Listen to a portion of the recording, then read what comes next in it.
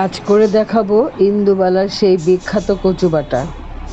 যারা এর গল্প শুনেছেন কিন্তু কখনো খাননি, এটা একবার করে খেয়ে দেখবেন এটা যে কত মজার হয়। ঝুম বৃষ্টি পড়ছে, আমার বাগানের বৃষ্টি স্নান দেখতে খুব ভালো লাগে। বাগানের কলা গাছটা অনেক বড় হয়ে গেছে। ছেলের বায়না, একদিন সে কলা পাতার প্লেটে ভাত খাবে, তাও আবার কচু বাটা দিয়ে।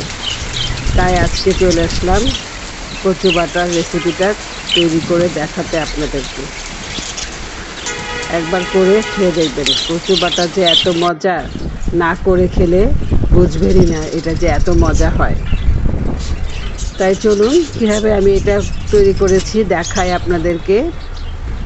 কলা পাতাটা কেটে পরিষ্কার করে ধুয়ে নিয়েছি, সাথে এখানে একটু গরম পানি বসিয়ে দিলাম। কলা পাতাটা কেটে একটা প্লেটের মতো তৈরি করছি। আমি জানি না এটা কীভাবে করতে হয়। কেটে নিচ্ছি ছোট ছোট করে।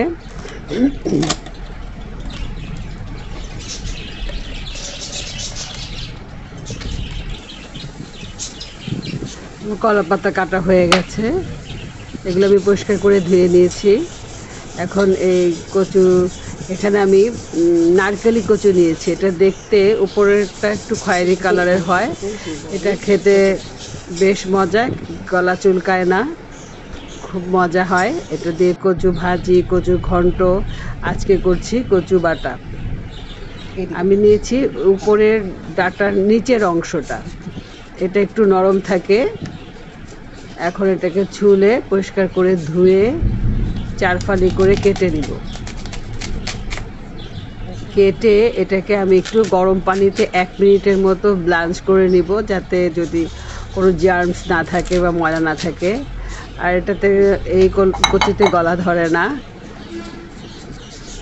এটা খেতে বেশ মজা।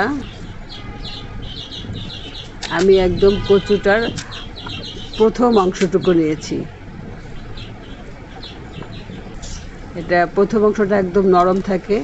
পানিটা ফুটে গেছে, এখন আমি 1 মিনিটের মতো একটু লবণ দিব, ব্লাঞ্চ করে নিব। এটাকে সিদ্ধ করব না, জাস্ট একটু গরম পানিতে নাড়াচাড়া দিয়ে আমি এটাকে নামিয়ে নেব।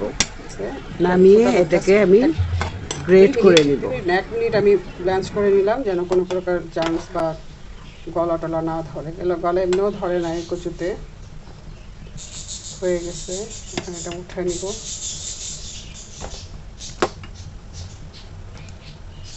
এটাকে আমি গ্রেট করে নিব গ্রেটার দিয়ে।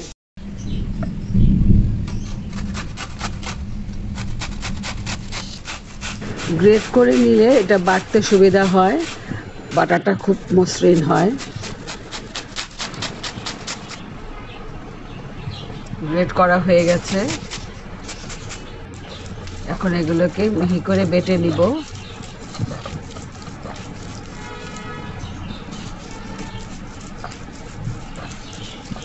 এটা বাটা হয়ে গেলে আমি এর সাথে কিছু মশলা যোগ করব। এখানে নিয়েছি কিছু রসুন, কাঁচামরিচ, নারকেল, আর আছে সরিষা, পোস্তদানা। সরিষা আমি এখানে 1.5 টেবিল চামচ নিয়েছি এবং পোস্তদানা নিয়েছি 1 টেবিল চামচ। এখন এগুলো কচুর সাথে বেটে নিব। কচু বাটা হয়ে গেছে, এখন পোস্তদানা আর সরিষা সাথে কাঁচামরিচগুলো দিয়ে ভালো করে বেটে নিব, মিহি করে নিব। কাঁচামরিচ একসাথে বেটে নিব। কাঁচামরিচ সাথে বাটলে সরিষাটা তিতা লাগে না। কাঁচামরিচটা অবশ্যই সরিষার সাথেই বাটতে হবে, তাহলে তিতা লাগবে না।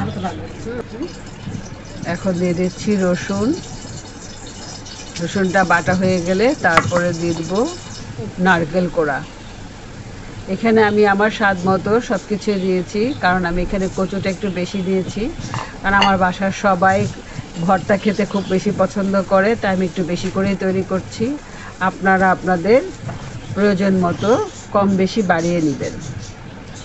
এখন বাটা হয়ে গেছে, এগুলোকে ভালো করে মিক্সড করে নিব। মিক্সড করে কচুর সাথে ভালো করে মিশিয়ে নিব।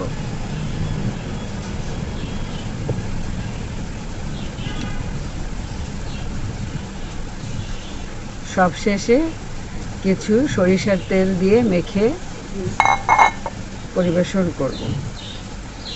এটা খেতে যে এত মজা লাগে, এটা না করে খেলে কেউ বিশ্বাসই করবেন না। শুধু এটা এই ভর্তার সাথে আর অন্য কিছুই লাগে না, শুধু ভর্তা দিয়ে এক প্লেট ভাত পেট ভরে খাওয়া যায়, সাথে অন্য কিছু নিলেও সেটা অত মজা লাগে না। এই ভর্তা এত টেস্ট হয়। আর এইটা যে কাঁচা কচু, এটা একটু বোঝার উপায় নেই, আর বোঝাও যায় না যে কাঁচা কচুটা। আর এইভাবে করলেই ভালো, মজা হয় অনেক।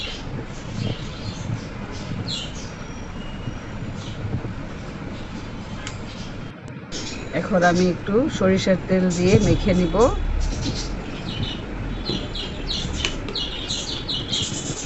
হয়ে গেল আমার ইন্দুবালার সেই বিখ্যাত কচু বাটা।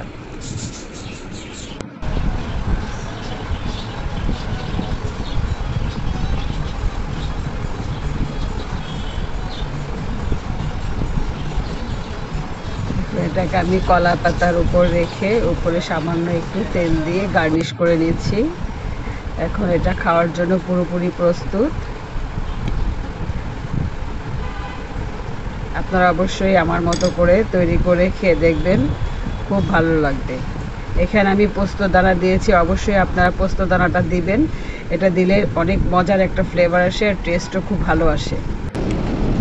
অবশ্যই সরিষার সাথে পোস্ত দানাটা দিবেন, এটা স্কিপ করবেন না। এটা দিলে আপনি কচু বাটার আসল স্বাদটা পাবেন। এখন আমার ছেলেকে দিচ্ছি, ও খেয়ে বলবে কেমন হয়েছে।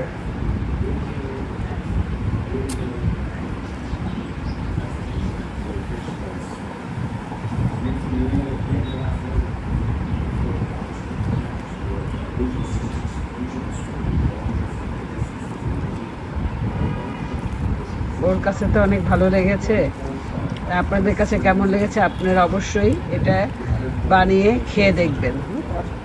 আজকে এই পর্যন্তই। সবাই ভালো থাকবেন, সুস্থ থাকবেন। আল্লাহ হাফেজ।